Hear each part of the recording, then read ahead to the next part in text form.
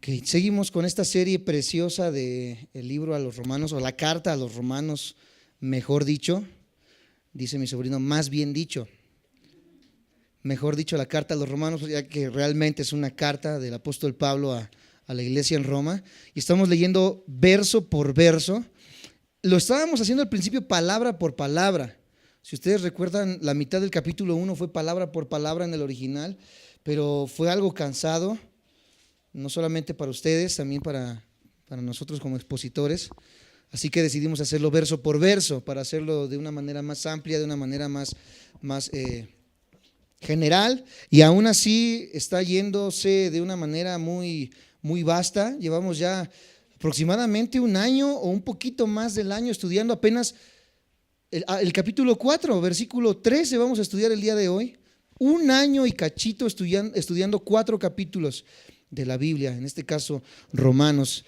Con el primer capítulo nos aventamos mucho tiempo, fueron casi 5 o 6 meses. Estos últimos 3 capítulos los vimos, 3 capítulos los vimos en medio año. Vamos un poco más rápido. Así que aquellos que dicen, bueno, en mi iglesia repiten siempre lo mismo, bueno, no han conocido la Biblia, creo, porque la Biblia verdaderamente es vasta en conocimiento, es increíble la cantidad de conocimiento que tiene la palabra de Dios solamente en un par de versículos. Por ejemplo, los 2 primeros versículos del primer capítulo del Génesis nos enseñan de una manera tan vasta la forma científica, ¿escucharon bien? La forma científica en la que el universo y todo lo que conocemos fue creado de una forma consecutiva, tal cual la ciencia nos lo dice, pero con miles de años de anticipación a los grandes científicos que han postulado las grandes teorías. La Biblia se le adelantaba con miles de años en la forma en la que este planeta fue creado, el universo fue creado, y solamente en 2 versículos del primer capítulo de Génesis. Hay tanto que aprender, pero falta mucho estudio, mucha dedicación, mucha disciplina para poder estar discipulándonos. Así que los que nos ven por internet, los que estamos aquí presentes, les exhortamos a que no dejen de discipularse, y a los que nos ven por internet y no tienen un lugar donde congregarse, ni un lugar donde estudiar. Quizás algunos dirán, bueno, yo deseo estar en un instituto, pero es muy caro, etcétera, etcétera. Por eso comenzamos los estudios serios los días jueves, por el hecho de abrir un centro de estudios bíblicos que sea totalmente gratuito. Así que si no asistes, si no estudias, ya es porque verdaderamente no quieres, porque aquí te estamos dando las armas para que puedas tú estudiar con seguridad, con responsabilidad la palabra de verdad. Así que pues le doy gracias a Dios por estos estudios que estamos llevando los días jueves. Así que vamos a lo que nos compete el día de hoy, Romanos capítulo 4, versículo 13. Romanos 4, versículo 13, y espero de todo corazón que podamos llegar hasta el versículo 17. No estoy tan seguro, voy a tratar de ir lo más rápido posible. Espero también que allí en la pantalla me puedan seguir con las citas, y ustedes me puedan también seguir en sus Biblias. Si es que no pueden hacerlo tan rápido físicamente en sus Biblias, bueno, tenemos el celular también. De una manera preciosa la tecnología nos ayuda. Solamente les invitamos a que puedan ponerlo en modo avión si es que tienen su Biblia en su celular, para ir lo más rápido posible y no detenernos tanto, y poder abarcar todo lo que tenemos que abarcar el día de hoy. Romanos 4, versículo 13 dice de esta manera: porque no por la ley fue dada a Abraham, a su descendencia, la promesa de que sería heredero del mundo, sino por la justicia de la fe. Leamos el 14: porque si los que son de la ley son los herederos, vana resulta la fe y anulada la promesa. Tantos versículos que hemos leído, muchos de ellos difíciles de comprender, otros no tanto, pero en todos hemos tratado de profundizar para poder comprender lo que el Espíritu Santo a través de Pablo quiere decirnos en esta carta. Versículos anteriores, en el versículo 11, vamos a recordar del 11 al 13 qué es lo que vimos la semana pasada, para entender y sentar la base de esta semana. Dice: y recibió la circuncisión como señal, como sello de la justicia de la fe que tuvo estando aún incircunciso, para que fuese padre de todos los creyentes no circuncidados, a fin de que también a ellos la fe les sea contada por justicia, y padre de la circuncisión para los que no solamente son de la circuncisión, sino que también siguen las pisadas de la fe que tuvo nuestro padre Abraham antes de ser circuncidado. Hemos notado que en todo este capítulo 4 la palabra clave, apúntalo, es la palabra fe, la palabra creer. No solamente en este capítulo, sino en los primeros capítulos que hemos leído, hemos hablado acerca de la fe. Hemos hablado en este capítulo y el capítulo 3 de la doctrina preciosa de la justificación. Pero estas dos palabras están correlacionando una de la otra: fe, creer, y justificación. El fe es creer, ya lo hemos comprendido. La semana pasada estudiamos acerca del sello de la circuncisión en Abraham. Estábamos hablando acerca de los judíos, nuevos judíos que hoy encontramos en todo el mundo. Aquí en México hay muchísimos mexicanos que de repente dicen: descubrí mis raíces hebraicas, se ponen su kipá, ponen su menorá, empiezan a guardar el Shabbat y dicen: me he vuelto judío. Yo siempre les digo: mira, tú tienes cara de olmeca, no tienes cara de judío. Dirás: bueno, tengo por ahí raíces judías, ¿verdad? Es sumamente difícil, amados santos de Dios, que hoy podamos definirnos nosotros como mexicanos étnicamente judíos. Y esto es lo que el apóstol Pablo está tratando de esclarecer en estos capítulos. Amados santos de Dios, hoy no solamente la promesa de la fe es dada solamente a los judíos, sino que ahora nosotros, los no judíos, étnicamente tenemos las mismas prerrogativas, tenemos los mismos beneficios y las mismas bendiciones que el pueblo judío, y muchos judíos étnicamente, o sea, judíos de linaje judío, están perdiéndose de las bendiciones de ser el pueblo escogido por Dios por no creer. Hoy en día hay muchos judíos ortodoxos que, si tú vas, ¿verdad?, allá a Israel y tú hablas acerca de Jesucristo, te apedrean, porque hay muchos judíos que al día de hoy no creen que Jesucristo sea el enviado de Dios, no creen que Jesucristo sea el Mesías. Por lo tanto, no el hecho de que sea el pueblo escogido de Dios, hemos visto en el capítulo 3 y el capítulo 2, los pone por encima de nosotros. Hoy en día la clave para poder ser llamados hijos de Dios y pueblo de Dios es la fe. Di conmigo: la fe. Es importantísimo entonces entender la fe. Ahora sí que hemos sentado que la base de este capítulo es la fe. Leamos una vez más el versículo 13 para seguir entendiendo este capítulo. Porque no por la ley fue dada a Abraham, a su descendencia, la promesa de que sería heredero del mundo, sino por la justicia de ¿qué?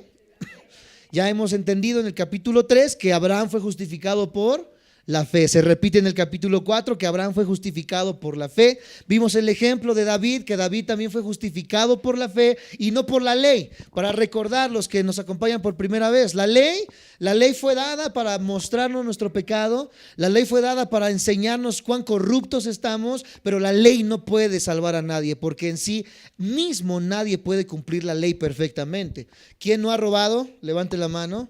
¿Quién no ha jurado en vano? ¿Quién no ha mentido? ¿Quién no ha puesto, verdad, el nombre de Jehová en algún momento en segundo lugar, etcétera, etcétera? ¿Quién no ha codiciado a una mujer con la mirada, a un hombre con la mirada? Bueno, todos estamos siendo culpables de la ley en algún aspecto, en mayor cantidad o en menor cantidad, pero no importa la cantidad que sea, todos somos transgresores de la ley. Por lo tanto, nadie puede ser salvo ni llegar al cielo por cumplir la ley. La salvación, como lo hemos visto, es por gracia a través de, ¿qué cosa? ¿Estamos viendo la palabra clave? A través de la fe. ¿Y la fe en quién? Pero solamente en Jesús, en su obra, en la cruz del Calvario. Cuando yo tengo fe en lo que Jesús hizo en la cruz y que su sangre limpia mis pecados, yo tengo acceso entonces a la salvación. Aquí dice que Abraham iba a ser heredero. Búscalo ahí en tu versículo 13 y subráyalo. Dice, o a su descendencia la promesa de que sería heredero ¿de qué? Del mundo, sino por la justicia de la fe. Subráyalo. ¿Qué significa ser heredero? Heredero significa ser poseedor. Cuando yo heredo algo, formo a ser poseedor de eso, lo cual he heredado. Si tu padre te hereda una casa, bueno, tú eres el poseedor de esa casa.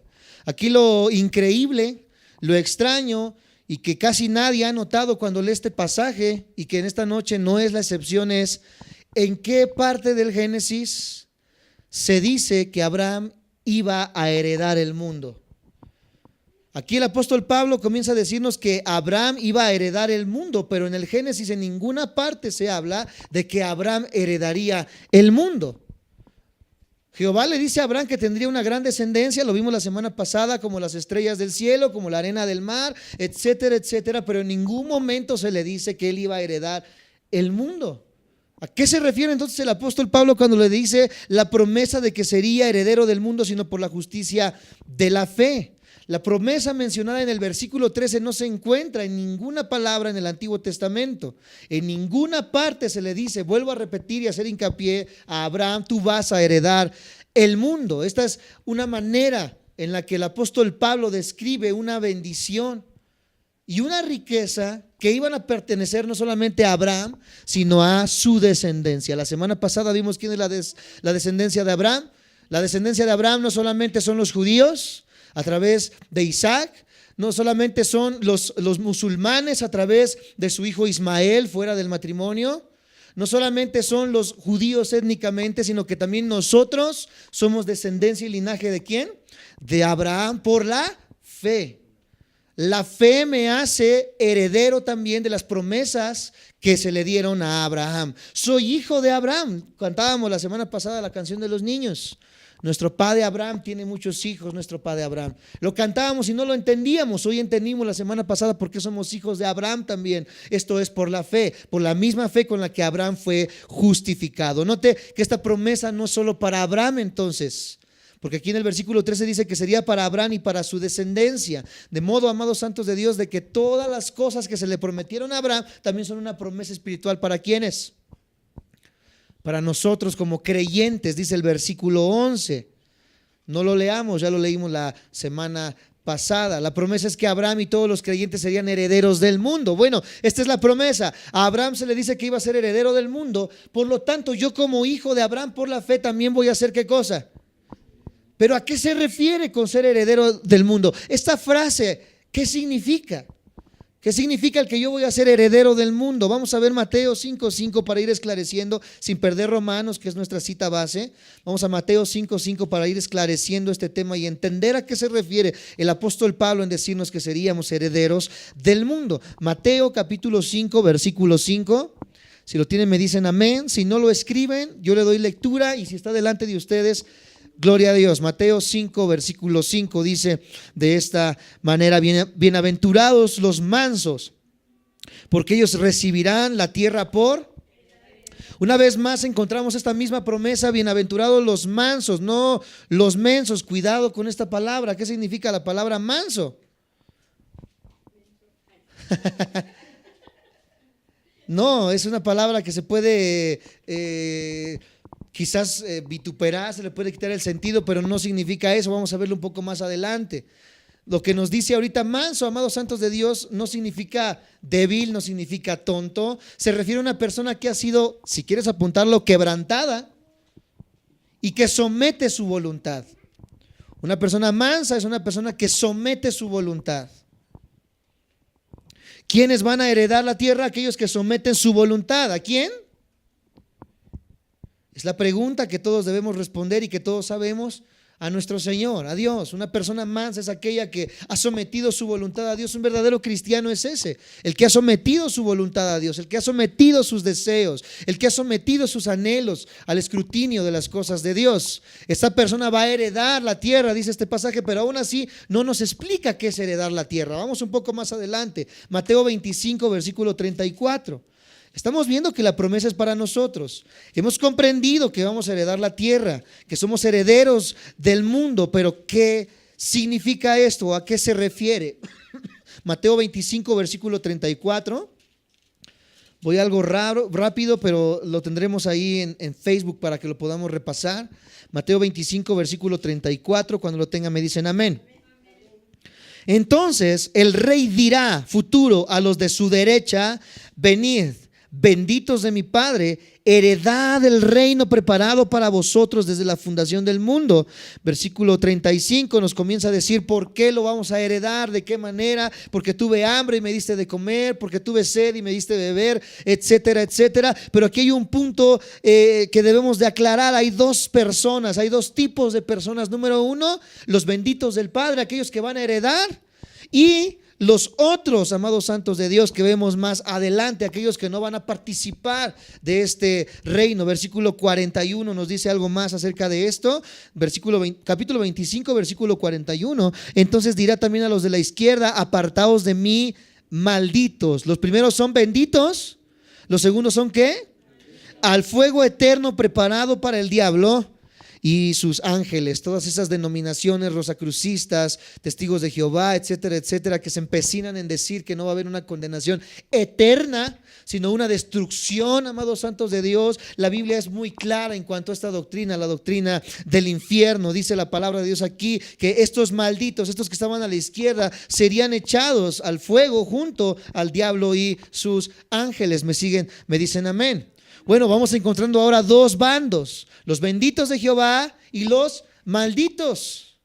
Dos tipos de personas. Los primeros heredaremos el reino, dice, que ha sido preparado de antemano. Los segundos van a heredar también, pero ahora el infierno preparado para el diablo y sus ángeles. Vamos un poco más adelante para seguir comprendiendo esto. Ahora a Lucas capítulo 13. Lucas capítulo 3, aquellos que nos ven por internet, les recordamos que esta es una predicación expositiva. Vamos verso a verso desmenuzando lo que Romanos nos dice. Lucas capítulo 13, versículo 27 al 29. No saben cuántas personas han huido de estas predicaciones porque dicen, ay, están como los testigos de Jehová. Pura Biblia, puro conocimiento. Amados santos de Dios, la fe viene por el oír. Y el oír la palabra de Dios. Aquella persona que no medita en la palabra de Dios, ¿de dónde proviene su fe? Lucas 13, 27 al 29, ¿lo tienen? ¿Me dicen amén? Dice de esta manera, Lucas 13, 27 al 29, pero os dirá, una vez más, está hablando Dios, os digo que no sé de dónde sois, apartaos de mí todos vosotros, hacedores de maldad. Ya encontramos quién es el grupo de los malditos. ¿Quién es el grupo de los malditos? ¿Los hacedores de qué? Ok, vamos desmenuzando todo esto. Versículo 28. Allí será el llanto y el crujir de dientes cuando veáis a Abraham, a Isaac, a Jacob y a todos los profetas en el reino de Dios y vosotros estéis excluidos, porque vendrán del oriente y del occidente, del norte y del sur y se sentarán a la mesa en el reino de Dios. Aquí es algo de lo que en este mismo pasaje el escritor nos dice cuando el rico y Lázaro, ¿recuerdan la historia? Que uno va al seno de ¿quién? Por ser el padre de la fe, y el otro va al Sheol, al centro de la tierra, y dice que él podía ver al pobre, podía ver a Lázaro que estaba allá arriba siendo consolado. ¿Por quién? Por Abraham. Pues aquí nos lo dice una vez más, y aquí vemos cómo nuevamente esta doctrina de los rosacrucistas y los testigos de Jehová se desbaratan, porque ellos dicen que la historia del rico y Lázaro es simplemente una metáfora, es simplemente una historia, ¿verdad?, que se contó. Pero aquí vemos reafirmando esta verdad como verdad, diciendo que allí será el lloro, el llanto y el crujir de ¿qué? De dientes. Cuando veáis a Abraham, lo mismo que nos dice este pasaje, a Isaac, a Jacob y a todos los profetas en el reino de Dios. Bueno, estamos viendo ahora cuál es la recompensa del malo, cuál es la recompensa del maldito, cuál es la recompensa del que está fuera del escrutinio de Dios. Pero, amados santos de Dios, seguimos con la misma pregunta. El bendito, ¿qué significa que heredaría la tierra? Vamos un poco más adelante. La verdadera simiente de Abraham, ¿quién es? Para poder comprender esto, vamos una vez más a Romanos capítulo 4, versículo 13. Y vamos a leer una vez más para seguir comprendiendo. Romanos 4:13, porque no por la ley fue dada a Abraham, a su descendencia, la promesa de que sería heredero del mundo, sino por la justicia de la fe. Porque si los que son de la ley son los herederos, vana resulta la fe y anula la promesa. Para que yo tenga descendencia, ¿qué necesito?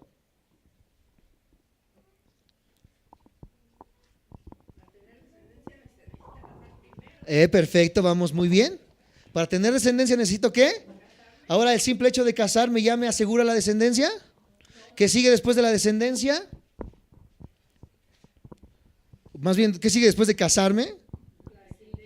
Establecer una relación hombre-mujer. Es obvio, vamos a ir a lo obvio, relaciones sexuales. Viene ahora la semilla, lo que le llaman en el griego la palabra de Dios, sera, si quieres apuntarlo, o semilla o simiente. En el griego la palabra semilla o simiente. Después la semilla se une al óvulo y se forma ¿qué cosa? Un cigote. El cigote crece, se madura, etcétera, etcétera. Y entonces viene un nacimiento, viene ¿qué cosa? La descendencia. Pedro y Pedro puede tener descendencia. María y María puede tener descendencia.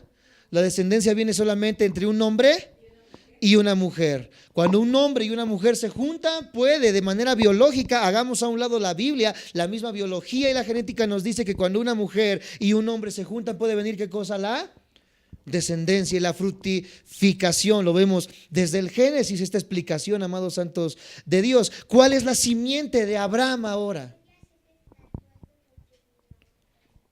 Ahora para el pueblo de Dios, la simiente de Abraham, la descendencia de los judíos, ¿hasta dónde llegó?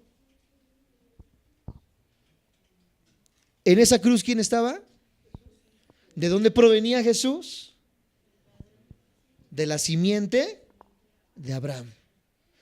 Vimos la semana pasada que Abraham, cuando recibió la circuncisión, amados santos de Dios, ya había sido justificado. Él ya había sido salvado antes de ser circuncidado, antes de ser judío. Cuando él viene a ser judío, a circuncidarse y a circuncidar a toda la demás heredad, él ya había sido salvado. Pero de esa descendencia étnica, amados santos de Dios, vino hasta David, y de David, por las dos ramas, tanto de María como de José, proviene nuestro Salvador. La verdadera simiente entonces de Abraham, ¿quién es? Una vez más, Jesús. Vamos a ver Gálatas capítulo 3, versículo 16. Gálatas capítulo 3, versículo 16.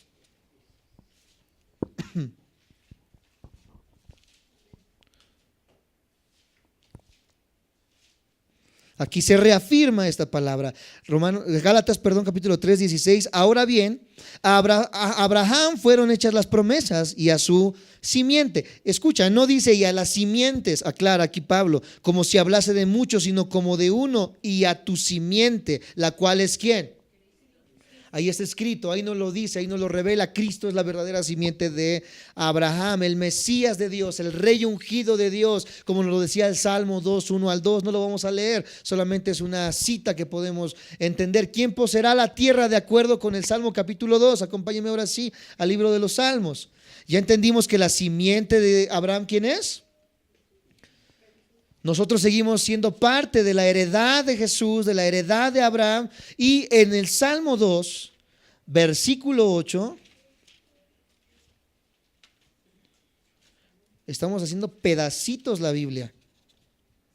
Salmo capítulo 2, versículo 8, nos dice esto: pídeme y te daré por herencia las naciones, y como posesión tuya los confines. Una vez más, esta promesa en el Antiguo Testamento ahora al rey David, versículo 12 de ese mismo capítulo: honrad al hijo para que no se enoje y perezcáis en el camino, pues se inflama de pronto su ira. Bienaventurados todos los que en él. De manera profética aquí Jehová le está revelando a David el hijo. Abraham, para reafirmar, la tierra le pertenece a Jesús, el reino le pertenece a Jesús. Abraham y toda su descendencia espiritual, nosotros como creyentes compartimos los mismos beneficios de ese reino de Cristo. Compartimos los beneficios de ser herederos juntamente con Cristo, de modo que la expresión herederos del mundo ahora sí significa participar del reino de Cristo. Después de todo ese enredadero que hicimos, desmenuzamos y entendemos que cuando habla Romanos 4:13 acerca de la heredad del mundo, está hablando ser partícipes del reino de Jesús. Ser partícipes del reino de Jesús. La pregunta es: ¿cómo llego a ser partícipe del reino de Jesús? ¿Cómo llego a ser heredero del mundo? Dice el versículo 13 una vez más, 14 más bien. Desde el 13, porque no por la ley fue dada a Abraham, a su descendencia, la promesa que sería heredero del mundo, sino por la fe. ¿Cómo puedo ser heredero de estas bendiciones y del reino de Dios y de Cristo más bien? Por la fe y no por las obras ni por la ley. Tenemos que entender esto para que los judíos que nos ven, aquellas personas, pueblo judío étnico y judíos, México judíos, que no creo que haya muchos verdaderamente, a menos que sean judíos que hayan venido a implantarse aquí a México, que hayan migrado aquí a México, no es por la ley, no es porque tú seas judío étnico, es por la fe que yo puedo participar de, ¿qué cosa? El reino de Jesús. Si fuera por medio de la ley incluye entonces obras, la ley incluye cumplir demandas, la ley incluye el hacer el ganar el favor de Dios por medio de lo que yo puedo hacer, el tratar de ganar las bendiciones, hacerlo por mí mismo, pero dice que no es por mí mismo, es por la fe. Di conmigo, es por la fe. Y la fe opera en un principio completamente diferente. Dios da y yo recibo. Así de sencillo. La fe opera de una manera simple. Dios da y yo recibo. La ley es yo doy, pero no puedo, porque no puedo cumplir la ley. La fe es no merezco nada, pero Dios me lo da porque no lo merezco. Eso se le llama, ¿qué cosa? Gracia. ¿A qué reino nos referimos aquí? Quizás, amados santos de Dios, pueda ser a este reino milenial, depende de qué corriente doctrinal tengas. Si eres dispensacionalista, ¿verdad? Creemos que es la postura que nosotros aquí llevamos y enseñamos, que va a haber un reino implantado por 1000 años de Jesús viniendo a este mundo y a reinar, y este reino es del cual nosotros vamos a participar, amados santos de Dios. Si tú eres de una corriente calvinista, amilenialista, bueno, de ahí tú te pierdes esta bendición de reinar junto a Jesús por estos 1000 años, ya que ellos no creen absolutamente nada de esto, pero nosotros creemos lo que la Biblia nos dice, y la Biblia nos dice que Cristo vendrá a implantar su reino y que nosotros seríamos copartícipes de este reino. Vayamos al versículo 14 del capítulo 4 para seguir adelante con este estudio. Dice, porque si los que son de la ley son los herederos, vana resulta nuestra fe y anulada la promesa. Aquí da un argumento el apóstol Pablo. Pablo asume algo que no es verdad para que podamos comprender. Aquí hay grandes contrastes: la ley o la gracia, las obras o la fe, el sistema de méritos o el regalo de Dios. Ya vimos, la ley requiere obediencia perfecta, pero la fe requiere solamente creer. Eso es lo único. Vamos a leer Juan 19:30. Voy lo más rápido posible, pero entendible posible, amados santos de Dios. San Juan 19:30. Pudiera quedarme otro mes con estos dos pasajes, pero quiero avanzar. San Juan 19:30.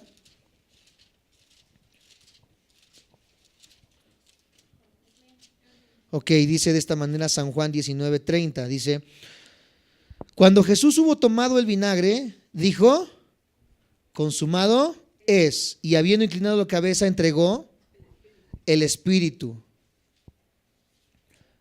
¿Qué dijo Jesús? Consumado.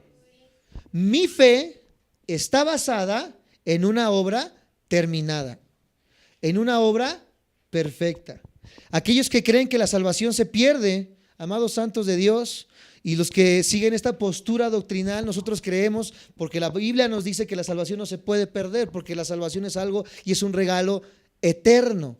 La salvación y la vida tiene el carácter eterno, y el carácter eterno es que nunca va a terminar. Si la salvación se pudiera perder, amados santos de Dios, no sería de carácter eterno, sería de carácter ¿qué? Temporal. Entonces, si mi salvación es de carácter temporal, dice el apóstol Pablo, y aquí San Juan nos dice una vez más que esa obra de Jesús ha sido consumada. Mi salvación está basada entonces en una obra terminada. Si yo sigo creyendo que la salvación se puede perder, estoy diciendo que estoy basando mi salvación en obras, en hechos que yo puedo hacer, y que en el momento en que yo no las haga voy a perder entonces mi salvación. Esto no es lo que enseña la Biblia. La Biblia enseña que yo estoy basando mi fe en ¿quién? Y a pesar de que yo fallo, a pesar de que yo me equivoco, a pesar de que mi condición natural es intrínsecamente mala, amados santos de Dios, la obra de Jesús es perfecta. Por lo tanto, esa obra me es imputada. ¿Recuerden las imputaciones hace 2 o 3 semanas atrás? Esa salvación, esa obra en la cruz me es imputada como una orden legal delante del Padre, y yo soy salvo por lo que hizo Jesús y no por lo que yo hice, he hecho o seguiré haciendo. En Él mi salvación está perfecta, terminada y consumada. Por lo tanto, amados santos de Dios, yo soy salvo no por mis obras, sino por su obra. ¿Me siguen? ¿Me dicen amén? Siempre les pregunto, ¿qué pecado hace que pierda la salvación? Si Jesús pagó mis pecados pasados, presentes y futuros. Entonces se vale pecar. Bueno, ahorita me salgo y me busco a una mujer, ¿verdad? Que no sea mi esposa. Entonces me voy a tomar, me voy a drogar, entonces me voy a robar. Pues si dices que no pasa nada, pues voy a hacerlo. Espera, esa es la mentalidad de una persona no regenerada. Porque Santiago nos dice que la persona que ha sido salvada va a demostrarlo ¿con qué? Con sus obras. La persona que verdaderamente ha sido salvada va a pecar, por supuesto, pero día tras día, aquí entra otra doctrina fundamental, la santificación. Día tras día va a pecar menos y menos y menos porque está siendo santificada. La persona que ha sido salvada, no por sus obras, sino por la obra de Jesús, va a demostrar su salvación y no va a obrar para ser salvado. ¿Sí me siguen? No obro para ser salvo, soy salvo y por eso obro. ¿Me siguen? Me dicen amén. Entonces, mis obras están completamente echadas fuera de la ecuación de la salvación. La salvación proviene de Dios, es consumada en Jesús y es por su obra, no por mi obra. ¿Qué tengo que hacer yo para ser salvo solamente? Creer. Si confesares con tu boca que Jesucristo es el Señor y que Dios le levantó de los muertos, serás salvos. Primera de Juan 1, versículo 1 del 8 al 9. Si decimos que no tenemos pecado, nos engañamos a nosotros mismos y la verdad no está en nosotros. Pero si confesamos nuestros pecados, Él es fiel y justo para perdonar nuestros pecados y limpiarnos de toda maldad. ¿Qué entendemos entonces? Todos los humanos, todos los cristianos van a seguir fallando, por supuesto que sí. ¿Vamos a seguir pecando? Claro que sí, vamos a caer en algún momento. Pero mi fe está puesta en Jesús y en su obra terminada. Por lo tanto vengo, me arrepiento, doy frutos de arrepentimiento y Él es fiel y justo para perdonarme y limpiarme de toda maldad. La ley y la gracia siempre son principios opuestos. Romanos 11, versículo 6. Romanos 11, versículo 6. Vamos a ver esta verdad. Romanos 11, versículo 6. Y si por gracia, ya no es por obras. De otra manera, la gracia ya no es gracia. Y si por obras, ya no es gracia. De otra manera, la obra ya no es obra. Son principios opuestos, la gracia y la ley. ¿Por qué vivimos nosotros? Por gracia y no por ley. Y si es por gracia, dice aquí el apóstol Pablo, entonces ya no es por ley. Gloria a Dios, que ya no es por ley, sino ahorita todos ya estuviéramos chiscándonos, como dicen en Michoacán, en el pueblo de mi mamá, chiscándonos en el infierno. Gracias a Dios que no es por nuestras obras, sino por la obra de Jesús en la cruz. Si los que son de la ley, una vez más a Romanos capítulo 4, versículo 14, dice una vez más, porque si los que son de la ley son los herederos, vana resulta la fe y anulada la promesa. La frase, si los que son de la ley son los herederos, aquí está diciendo, si los judíos son los herederos solamente, entonces la fe es vana. Si solamente van a ser salvos los judíos, ¿para qué creo? Es lo que está diciendo el apóstol Pablo aquí. Una vez un joven me preguntó, está radicando en Estados Unidos y me dice, estaba leyendo la Biblia, hermano, y no entiendo. Joven de unos 21, 22 años. Muy sincero, me dice, hermano, no entiendo por qué Dios hace acepción de personas. Si dice la Biblia que Dios no hace acepción de personas, le digo, ¿por qué me dices esto? Porque Él habla y dice acerca de que tiene un pueblo escogido. ¿Por qué tiene un pueblo escogido? Ya le expliqué que Él escogió al pueblo judío para que étnicamente pudiéramos tener un punto focal de las... me distrae ese celular, ¿de quién es? De las profecías bíblicas, etcétera, etcétera. Pero no es que Él lo haya escogido y los haya escogido, amados santos de Dios, para ser salvos por encima de nosotros. Es lo que está diciendo el apóstol Pablo aquí. Porque si los que son de la ley, si los que son judíos están por encima de nosotros, ¿para qué creo entonces? Entonces mi fe no cuenta, pero no es esto. Vamos a ver Lucas 10, 25 al 28 para seguir entendiendo esto. Lucas 10, 25 al 28. Lucas 10, 25 al 28. Cuando lo tengan me dicen amén. Perfecto, son más rápidos que yo. 10, 25 al 28 dice de esta manera: y he aquí, un intérprete de la ley se levantó y dijo para probarle. ¿Un intérprete de qué? Aquí era un erudito de la ley. Maestro, ¿haciendo qué cosa heredaré la vida eterna? ¿Qué estamos viendo aquí? Obras. El religioso siempre va a buscar hacer ¿qué cosa? Obras. El religioso siempre va a decir, pastor, ¿qué hago para poder ser salvo? ¿Qué hago para poder estar bien delante de Dios? El religioso siempre va a decir, me voy de rodillas, me flagelo con nopales, me dejo crecer el cabello, etcétera, etcétera. El religioso siempre va a decir, ¿qué hago? Versículo 26, él le dijo, ¿Qué está escrito en la ley? ¿Cómo lees? Aquel respondiendo dijo: amarás al Señor tu Dios con todo tu corazón y con toda tu alma y con todas tus fuerzas y con toda tu mente, y a tu prójimo como a ti mismo.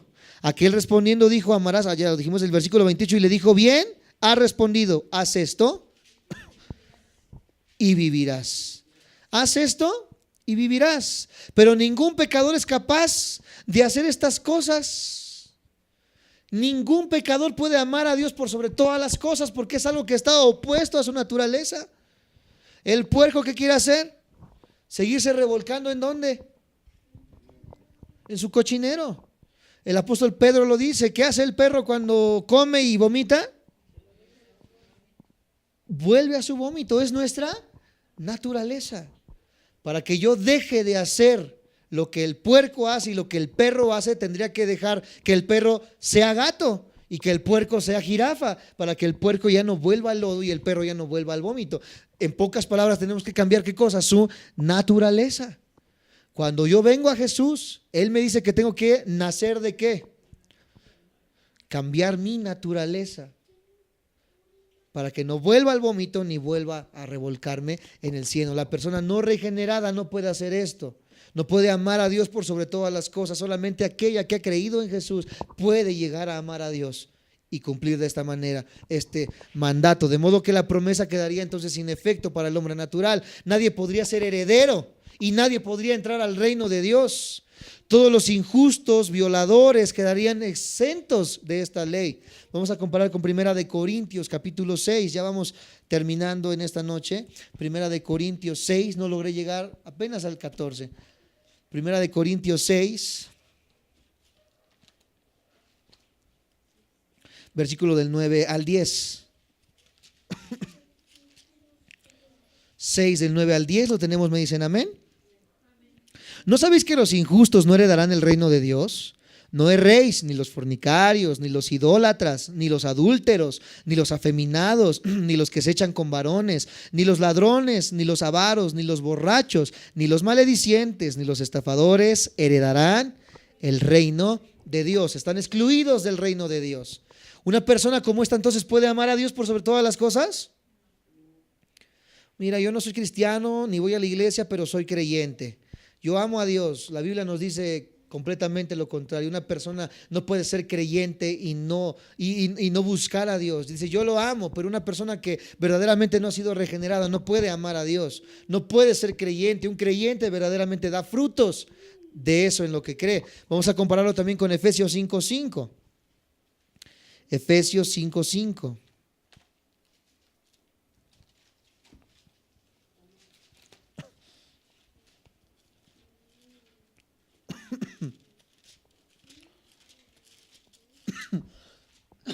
Lo tienen, me dicen amén.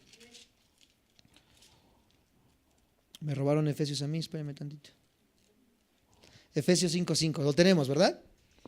Ok, porque sabéis esto, que ningún fornicario o inmundo o avaro que es idólatra tiene herencia en el reino de Cristo y de un cristiano que es avaro. ¿Cuántos cristianos avaros hay hoy en esta noche?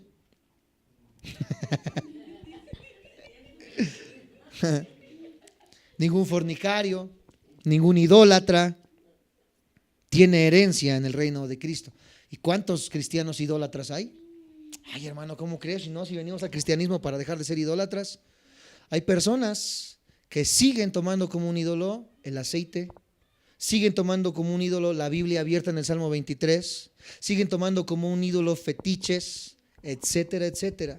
Cuando, amados santos de Dios, hemos sido sellados con el poder más grande, que es el poder del Espíritu Santo.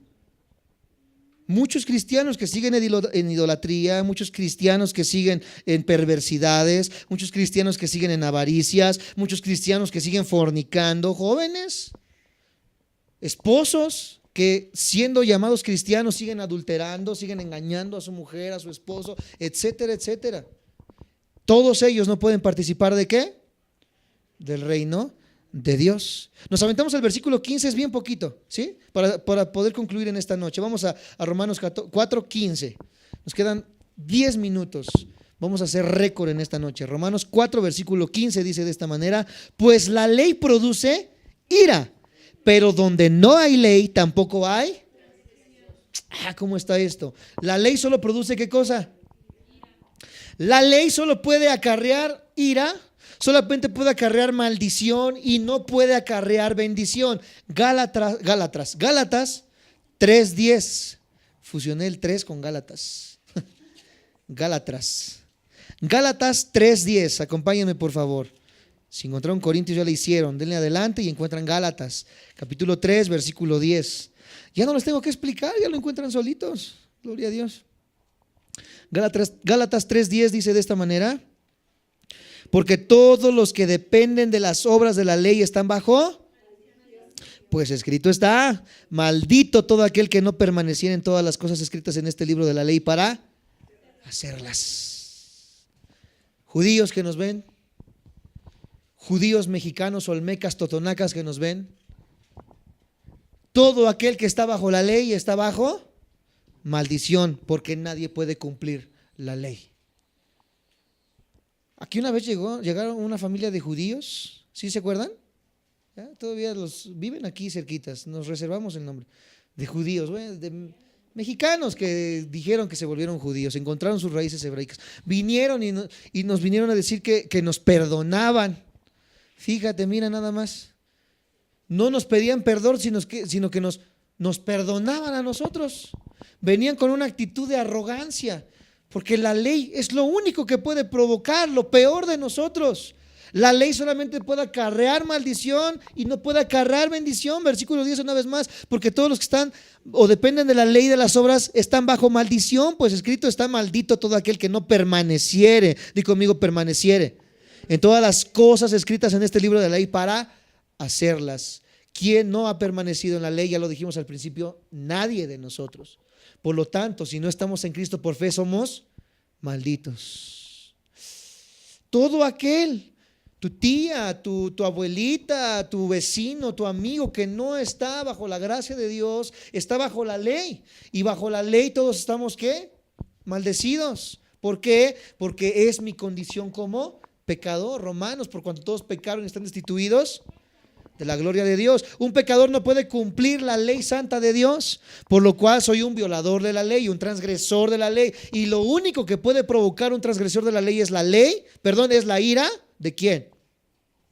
De Dios. Y cuando Dios se aira, lo único que puede hacer es que esa ira va a recaer sobre de mí. Lo vimos en el capítulo 1, la ira de Dios. Muchos cristianos aman el amor de Dios, pero no entienden ni comprenden la ira de Dios. Y una persona que es quebrantadora de la ley, lo único que puede encontrar es la ira de Dios. Los quebrantadores de la ley merecen la muerte y no nada más. Los que guardan la ley merecen la vida. Pero ¿quién guarda la ley? La ley no trae justicia, ni bendición, ni herencia. Solamente trae ¿qué cosa? Ira de Dios. Si el hombre pudiera guardar la ley de Dios, entonces traería bendición. Lucas 10:28. Para que nos quede bien claro esto de la ley y la gracia. Lucas 10:28. Y le dijo: bien has respondido, haz esto y vivirás. Lo leímos hace un momento atrás.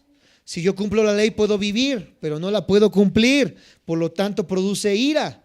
Vamos a compararlo con 2 de Corintios 3. Acompáñenme por favor. Pero todavía no encontraba Lucas. 2 de Corintios 3, versículo 7. Y los de la prosperidad con un versículo se llevan toda su predicación. Y para acabarlo la sacan de contexto. 2 de Corintios capítulo 3, versículo 7. Lo tienen, me dicen amén. Y si el ministerio de muerte grabado con letras en piedras fue con gloria, ¿estamos ahí? Tanto que los hijos de Israel no pudieron fijar la vista en el rostro de Moisés a causa de la gloria de su rostro, la cual había de perecer. Versículo 9, ¿qué dice? Porque si el ministerio de condenación fue con gloria, mucho más abundará en gloria el ministerio de la justificación. ¿De qué está tratando todo nuestro estudio del capítulo 4 y capítulo 3? De la justificación. ¿A quién representa Moisés? A la ley. Moisés escribió el Pentateuco, los primeros 5 libros. Él representa la ley, amados santos de Dios. Dice que es por la justificación y no por la ley. Cuán torpes son aquellos que quieren ponerse bajo las imponentes demandas de la santa ley de Dios. Aquel que diga, ya me volví judío, híjole, no sabes ni lo que te estás metiendo. Porque al volverte judío estás bajo la ley. Y al estar bajo la ley hay muchísimo más demanda que al estar bajo la gracia de Dios. Pablo dice que ni siquiera estas personas guardan la ley en Gálatas 6:13. No lo leamos, apúntalo si quieres de tarea, lo lees. Gálatas 6:13. Pedro está de acuerdo con él en Hechos 15. Hechos 15. Y Jesús en Juan 7:19 dice lo mismo: ninguno de vosotros puede cumplir la ley. Quisiera ir más adelante, ya no nos da tiempo, nos falta mucho. Hoy en día, en esta noche, nos queda claro entonces que nadie puede cumplir la ley. La heredad a la cual nosotros estamos dispuestos o estamos siendo herederos es el reino de Cristo, ser herederos del reino de Cristo. Pero ninguna persona que hace maldad puede heredar este reino de Cristo. Lo único que puede encontrar es el infierno. Lo único que puede encontrar es maldición. Lo único que puede encontrar es la ira de Dios. ¿En qué bando te encuentras en esta noche? Los que nos ven por internet, la pregunta es: ¿de qué lado estamos? ¿Eres de los cristianos que trae el título pero estás en rebelión en contra de Dios? ¿Sigues pecando, sigues fornicando, sigues haciendo y deshaciendo? Lo único que puedes encontrar y hallar en esta vida, amados santos de Dios, aparte del autoengaño que estás viviendo, es el infierno por recompensa. Pero aquellos que reconocemos que fallamos, que nos equivocamos y venimos a Jesús todos los días para arrepentirnos, somos herederos de las bendiciones con Cristo Jesús. Y creo que la mayoría, si no todos los que estamos aquí, somos herederos de esas recompensas. ¿Cuántos lo creen? Me dicen amén. Amén. Espero que sí, porque no creo que le digas amén al infierno. Pongámonos de pie en esta noche y vamos a darle gracias a Dios por su palabra. Que Dios pueda abrir nuestro entendimiento para poder comprenderla, para poder meditarla y guardarla en nuestros corazones. Señor Jesús, en esta hora te agradecemos tu preciosa palabra. Gracias por abrir nuestros oídos a la predicación expositiva. Gracias porque nos permites comprenderla, porque vamos verso a verso desmenuzando el consejo del Espíritu Santo. Y en esta noche te pido con todo mi corazón que tú me ayudes a comprender tu palabra. No queremos un montón de teólogos cabezones que no vivan tu palabra, sino que puedan, Señor Jesús, comprender la palabra, vivirla, aún con lo poco que pueden llegar a comprender. Si podemos comprender todo lo que decimos, pues gloria a Dios. ¿Qué mejor sería? Pero aquí vemos, Señor Jesús, lo que la ley nos dice, lo que el judío étnico dice, Señor Jesús. Mientras más comprendemos, mayor es la demanda. Pablo también nos lo decía: al que mucho se le da, mucho se le ha de pedir. Hoy, Señor Jesús, he comprendido, Señor, tu palabra.